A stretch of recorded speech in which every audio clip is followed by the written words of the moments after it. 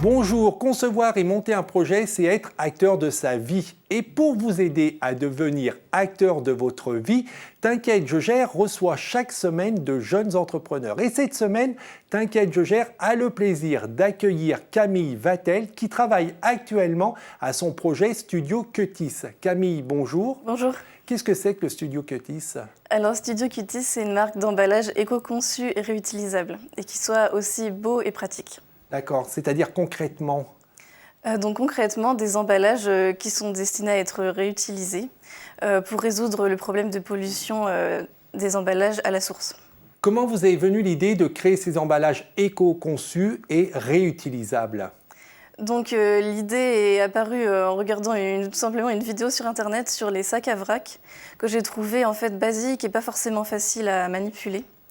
Donc j'ai eu cette idée qui a germé dans mon esprit et puis en parallèle j'étais en recherche d'emploi et j'avais du mal à trouver un travail en tant que graphiste et directrice artistique et encore moins dans le domaine qui m'importe, c'est l'environnement. Donc c'est comme ça que je me suis décidée. Et alors quand on a une idée, l'étape qui suit c'est se lancer. Est-ce que c'est facile de se lancer à partir de son idée ? Il faut décider de franchir le pas. C'est pas forcément facile, il faut peser le pour et le contre. Voilà. Vous avez eu peur de vous lancer ? J'ai eu un peu peur, mais de l'autre côté, je croyais fort en mon idée et j'avais vraiment envie de tenter l'expérience. Et aujourd'hui, quelles sont les difficultés que vous rencontrez ? Donc vous êtes salarié à mi-temps.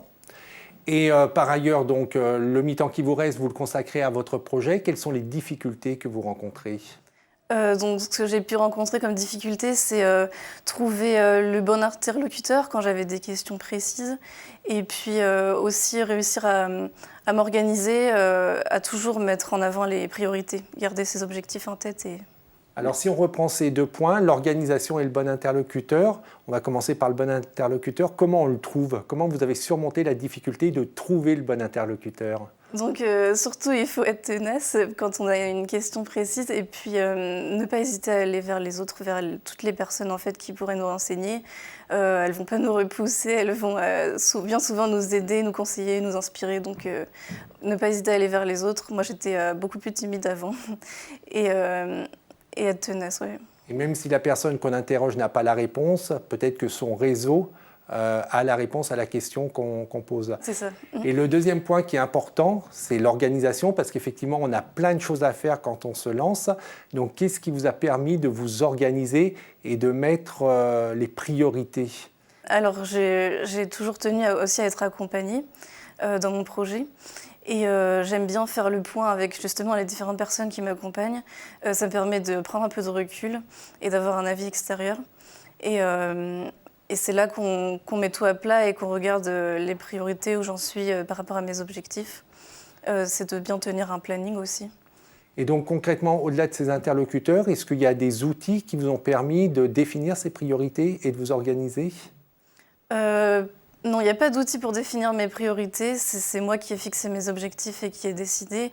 Mais j'utilise de plus en plus des outils, enfin, je les teste et je choisis de continuer à les utiliser ou pas. Mais des outils qui me font gagner du temps, comme Trello ou comme Later qui permet de programmer ses posts sur les réseaux sociaux. Quel bilan vous tirez de ce début d'aventure entrepreneuriale ? Je regrette pas du tout. Je trouve que j'ai développé beaucoup de nouvelles compétences que j'aurais pas forcément développées autrement. J'ai fait beaucoup de rencontres très riches, même si après la situation elle est pas très stable forcément. Je suis quand même très contente et je continue. Et alors justement aujourd'hui vous en êtes où en est Studio Cutis et quelles sont les prochaines étapes ? Donc là, j'ai 2 prototypes de sacs à pain qui sont en cours de fabrication, que j'espère valider. Ils vont être testés et validés. En parallèle, je travaille à développer des propositions pour d'autres entreprises. Et aussi, j'ai plein d'idées pour différents types d'emballages. Quels conseils vous pourriez donner pour finir à des jeunes qui voudraient suivre votre trace et se lancer dans l'entrepreneuriat ? Donc je vais relayer un conseil qu'on m'a donné et que je trouve très important. C'est surtout pour les projets de l'économie sociale et solidaire, mais en fait, ne pas tomber amoureux de sa solution, mais plutôt de son problème pour permettre de résoudre au mieux le problème qu'on a décidé de résoudre. Camille, merci beaucoup. Merci à vous. Et bravo pour ce que vous faites. Merci. Je vous souhaite de réussir. Pour ceux qui voudraient en savoir plus sur votre activité, vous êtes sur Instagram et c'est Studio Cutis. Si vous aussi vous êtes jeune et que vous souhaitez entreprendre, je vous renvoie sur le site kangai.fr. Vous y trouverez des témoignages de jeunes entrepreneurs comme Camille, mais aussi des informations et des conseils très pratiques pour vous aider à vous lancer.